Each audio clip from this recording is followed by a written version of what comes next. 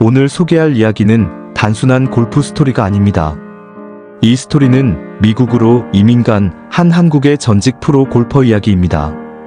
그는 젊었을 때 한국에서 전설이라 불렸습니다. 특히 정교한 아이언샷과 날카로운 퍼팅으로 이름을 떨쳤었죠. 하지만 한국에서 세계 무대로 진출하고 싶은 욕망과 도전 정신은 결국 그를 미국으로 향하게 만들었습니다. 하지만 꿈을 안고 간 미국에서도 성공하지 못하고 좌절하고 말았죠. 세계의 벽은 너무나 높았습니다. 하지만 한국으로 돌아갈 용기가 없었어요. 실패자로 낙인 찍히는 게 싫었거든요.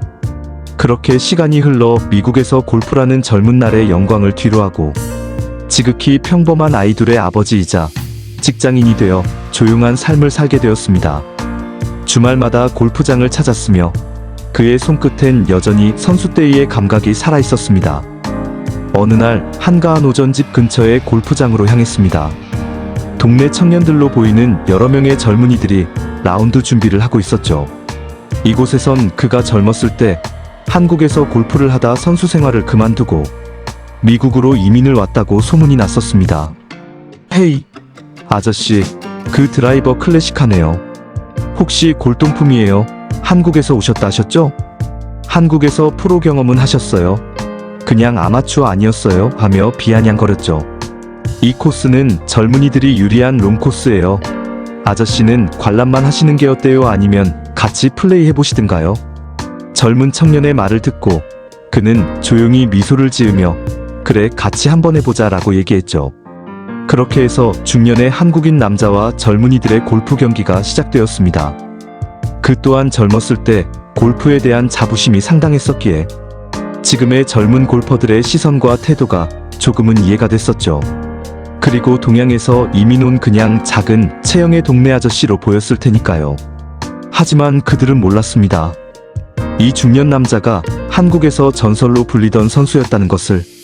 첫 홀이 시작되고 청년들이 차례로 드라이버 샷을 270, 290야드를 보내며 환호했습니다. 서로 하이파이브를 하며 말하길 이제 아저씨 차례입니다 라고 말했죠. 드라이버는 젊은 저희를 따라오지 못하시니 대충 치세요 하하.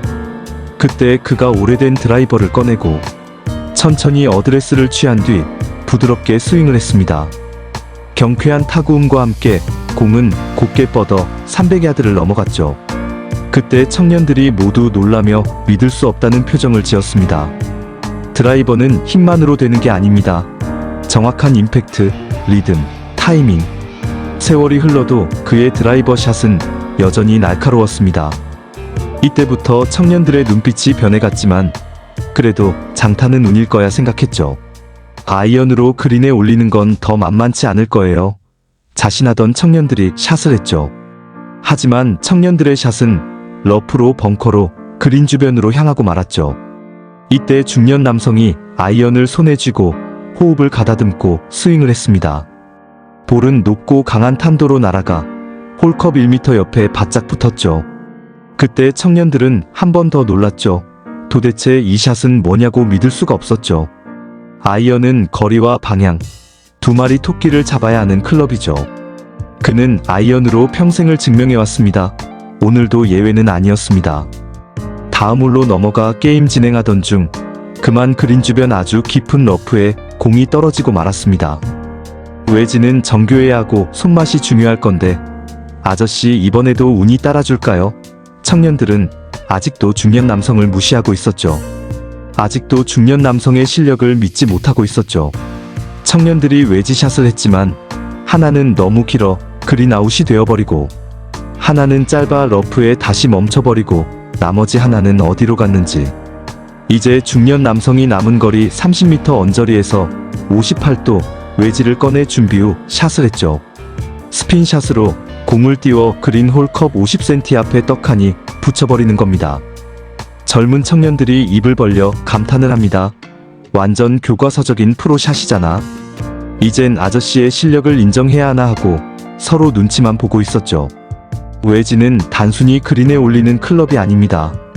그린 위에서 볼을 세우는 섬세한 손끝의 예술과 같은 거죠. 그는 여전히 웨지의 달인이었습니다. 여러 홀을 지나오는 중 버디도 여러 번 했고 아쉬운 파도, 그리고 어렵게 지켜내는 파도.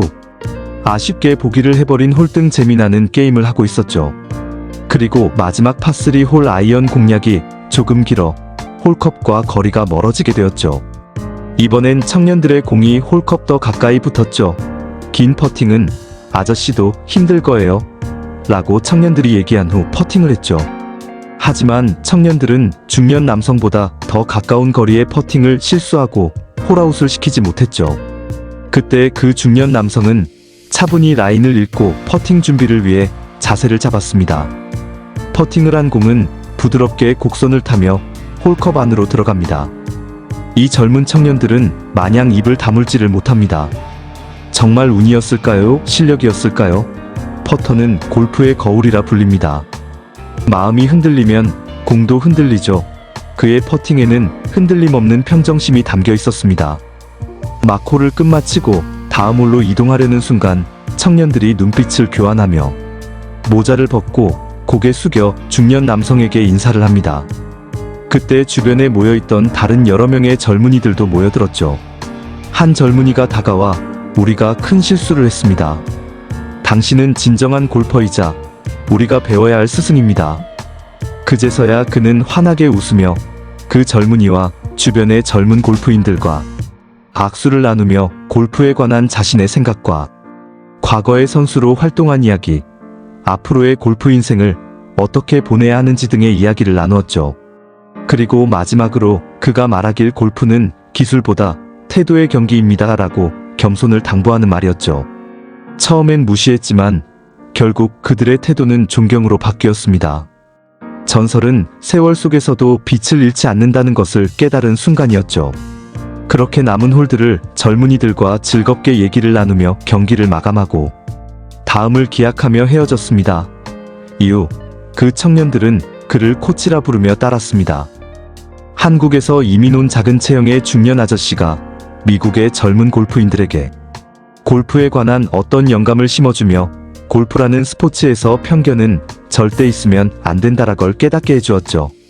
미국 청년들이 그에게 배운 것은 스윙이 아니라 존중과 겸손의 자세였습니다.